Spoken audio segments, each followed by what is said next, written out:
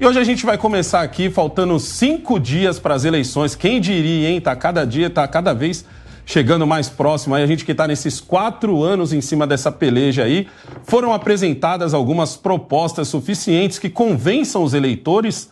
A pré-eleição deste ano aconteceu de um jeito diferente. Mas, ó, eu queria começar com o Paulo. O Paulo, que é especialista aqui em marketing político. Paulo, sinceramente, estamos vendo algumas propostas nessas eleições, porque, tirando o Ciro Gomes, esse pode bater o martelo dizendo que está trabalhando com propostas, o resto dos candidatos ou está trabalhando com o que fez nos últimos 4 anos, que é o caso do Bolsonaro, ou, no caso do Lula, está voltando lá há 16 anos atrás. O que a gente pode esperar nesses próximos 5 dias para que alguém se toque e comece a falar mesmo de propostas? Olha, Negão, eu acho que aqui no Brasil, nessas eleições principalmente, a gente não teve um período pré-eleitoral. Acho que a gente continuou a eleição durante todo o mandato do Bolsonaro, praticamente. Então, eu tô vendo que essas eleições, principalmente, elas estão sendo muito pautadas pelo medo. O medo do que o outro pode fazer. E não pelas propostas que cada um tem. Como você bem disse, o Ciro Gomes é o único que apresentou projetos viáveis até agora. Bolsonaro mostra tudo que o Lula pode trazer de ruim se ele voltar ao poder, e o Lula mostra tudo que o Bolsonaro pode trazer de ruim se ele continuar no poder. Então a eleição está sendo pautada muito no medo do que o outro pode fazer. Eu vejo que, principalmente nesse momento eleitoral, as pessoas deveriam tentar se informar um pouco mais sobre propostas, mas está bem difícil, já que os candidatos não estão falando muito disso. Estão batendo mais em cima do medo de cada pessoa, de cada eleitor. Certo. Beleza. Joel, eu queria entender o seguinte. A gente acabou aqui de falar do Ciro Gomes. O Paulo tem uma opinião sobre o Ciro Gomes, de que ele está trazendo as propostas, mas assim, algumas até a gente pode dizer que estão um pouco exageradas. Eu acho que até a do renda mínima dele, que pega muito do que o Eduardo Suplicy falava, já acho um pouco exagerado, mas eu queria entender de você o seguinte, não só isso, mas também essa coisa dessa marinização, eu vou chamar assim, certo? Que o PT está fazendo agora com o Ciro Gomes. Por que marinização, para quem não entendeu o termo, é aquilo que o PT fez com a Marina quando ela estava concorrendo contra a Dilma, está fazendo a mesma coisa com o Ciro Gomes, que é, se você não está comigo, você não presta. O que você acha disso para esses 5 dias agora? Cara, eu acho uma coisa muito interessante. A gente tem... Verdade, o Ciro Gomes é o que mais trouxe as propostas dele. Mas mesmo na campanha dele, o que mais aparece não são essas propostas, né? Ele fala, vou perdoar a dívida de não sei quem. Nessa hora dá uma Primeiro, a pergunta, é possível perdoar a dívida de todo mundo? Tem esse dinheiro? Ninguém está discutindo muito detalhe, porque é um negócio meio frágil ali também, né? O que mais aparece do Ciro Gomes são os ataques. Eu tenho visto mais o Ciro Gomes batendo no Lula e no Bolsonaro também, mas acho que na última semana, ou nas últimas 2 semanas, ele pegou mais no Lula, focou mais no Lula até, do que o contrário, do que o PT batendo no Ciro. Eu acho até que o debate que teve com todos os candidatos lá atrás, mais de um mês atrás, que o Lula até estendeu, né, uma mão pro Ciro, o Ciro falou, não, nada disso, foi pro ataque de vez. É a estratégia dele. A gente não tem muita proposta sendo discutida nessa eleição. Isso é um fato.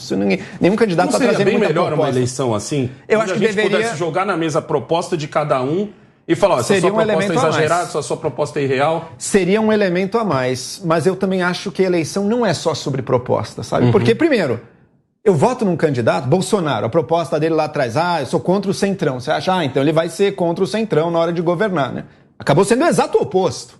Dilma, eu não vou fazer ajuste de gasto, eu vou gastar mais. Daí foi eleita, botou o ministro ali que ia tentar controlar os gastos. Então, o candidato ele pode defender uma proposta e ele pode, se ele quiser, fazer o exato oposto no mandato. E não tem nada de ilegal nisso, é o direito dele fazer isso se ele quiser. Por quê? Porque a gente não vota só em proposta. Seria importante discutir mais proposta, mas a gente vota não é na proposta, a gente vota na pessoa. Então me interessa mais saber quem é essa pessoa, qual a índole dela, qual o caráter dela, qual é a equipe dela, quem está junto com ela nessa candidatura. Tudo isso acho que dá pra gente discutir já. Eu vou aproveitar essa sua fala, certo? Porque eu já tenho uma opinião um pouco divergente, mas eu acho que a Pietra vai ter uma opinião mais parecida com a minha. Pietra, como o Bolsonaro teria governado sem a ajuda do Centrão e sem dar um golpe? Sem dar um golpe e sem ajuda do Centrão, só tem essas duas opções? Só tem essas duas. Porque a democracia obriga o Bolsonaro a ter que conversar com o parlamento. Exatamente. Parte do parlamento já disse que não quer conversa. A parte que quer conversa é justamente a do Centrão. Eu acho que talvez baseado nisso, né? As pessoas cobraram muito do Bolsonaro na última campanha dele, né? Quando ele falava que ele não ia fazer nenhum acordo e tal. E isso realmente na prática é inviável. Talvez o Bolsonaro nunca tivesse tido antes, talvez não, ele nunca esteve antes numa posição de chefia no executivo. Então ele de fato viu na prática que é impossível você legislar, você presidir um país sem ter qualquer acordo com o legislativo. Então não é uma questão de propostas. Aí, por incrível que pareça, a gente vai começar esse programa com a minha concordância com o Joel, quando ele fala que uma eleição não é só sobre propostas. Não adianta você ficar vomitando aí um monte de propostas absurdas, como é o caso da Tebet, inclusive, né, que fala nos R$5 mil por ano para aluno formado no ensino médio. Como, né? Como, da onde, né? Da onde vem esse dinheiro? Porque é muito fácil ficar vomitando aí um monte de propostas. Essa é possível. Bom, enfim, talvez seja possível, mas é moral, né? Será que o nosso dinheiro precisa ser usado para isso agora? E eu acho que mais do que propostas, o Bolsonaro, a campanha dele toda é baseada em ações, né? Em valores, principalmente. O valor principal do governo dele foi a liberdade, que é o exato extremo oposto do que o Lula sempre defendeu e do que a gente está vendo a esquerda fazendo hoje, né? Que a gente sabe que a esquerda está dominando o STF e outras instituições que estão cerceando as nossas liberdades mais básicas. Então, é uma questão de valores. A gente tem que se pautar principalmente por isso. O que vai guiar a tua decisão ao voto? É o valor, é a liberdade ou é a ditadura? Eu acho que essa é a questão agora. Eliana, eu quero perguntar para você, aproveitar que você é procuradora de justiça. Assim, eu quero acreditar que o TSE, ele não é partidário. Mas, sinceramente, tá difícil de acreditar nisso, Eliana, porque são muitas coisas que estão acontecendo só para um lado. Eu entendo que são pessoas que pedem isso e o TSE, ele meio que vê se é viável ou não. Você vê você vê essa proximidade, vamos dizer assim, do TSE em cima, por exemplo, do presidente Bolsonaro, mais do que dos outros candidatos? Sim. Principalmente nesses próximos 5 dias? Eu vejo, e vejo mais, vejo os partidos, né, se unindo em relação a representações, em relação ao que vai se colocar na pauta para impugnar, entre aspas, né, as eleições, impugnar campanhas, por exemplo. Não há o menor sentido da impugnação da motociata, enfim, não lembro exatamente, do Bolsonaro no dia 7 de setembro, quando ele acaba de fazer, né, o discurso político, o discurso dele como presidente da República, sai de lá e vai para o Rio de Janeiro como candidato. E ali ele tem outra manifestação, e agora todo mundo resolveu que também não pode usar verde e amarelo, né, azul e branco. Tem gente pelo país sendo multado. Então. Até por apoiar o Bolsonaro. Então, entendeu? E a essa altura, quer dizer, o que você tem? Né? Você tem uma censura real. Uma censura real em relação a coisas que normalmente a gente aceita nas campanhas, em todas as campanhas. Né? Que é o indivíduo trabalhando, o indivíduo quando fez uma inauguração, quer dizer... Mas do ponto de vista jurídico, faz sentido o que o TSE está fazendo? Não, nenhum não sentido. Faz sentido? Não, nenhum sentido.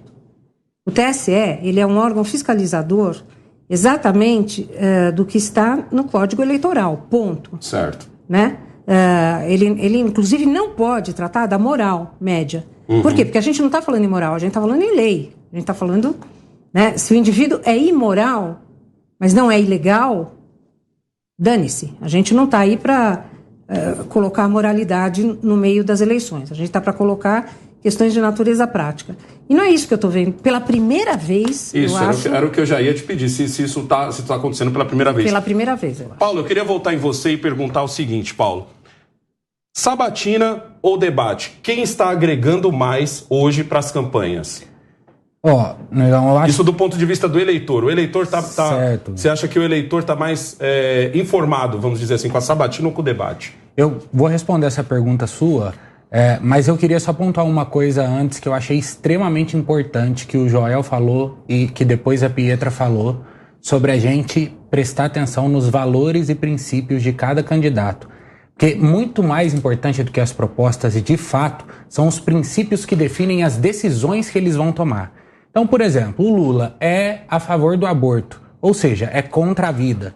Se ele é contra, se ele tem isso como princípio, todas as decisões que ele for tomar... Tem que ser contra. Exatamente isso. Então ele tem uma base para tomar decisões. E isso, quando a gente entende do candidato, a gente entende os valores e os princípios morais e éticos dele, a gente sabe as decisões que eles vão tomar. Porque nem sempre o presidente vai chegar lá e vai ter abertura para fazer tudo que ele quer, as propostas que ele desenhou, que ele pensou. Então ele vai ter, por exemplo, atritos com o Congresso, atritos com outras pessoas, com a imprensa e tudo mais, e ele vai ter que tomar decisão pautada nos princípios e nos valores dele. Então isso é muito importante. Agora, sobre a repercussão das sabatinas e dos debates, o que eu acho mais importante é a repercussão que isso gera depois. Porque a sabatina, ela é importante, o debate, ele é importante. Mas o que vem depois deles, que é os jornais comentando, os cortes feitos para colocar na internet e tudo mais, isso é que vai gerar uma empatia com a população. Porque aí a pessoa vai começar a ver de várias maneiras e inúmeras vezes a mesma mensagem do debate. Porque se assistir uma vez só o debate ali, você acaba esquecendo depois. Mesmo porque o debate ele acaba sendo curto, vamos dizer assim. Você roda por muito tempo e o cara não consegue colocar as propostas dele para serem discutidas porque provavelmente ele está respondendo uma pergunta que foi de ataque. E é 1 minuto.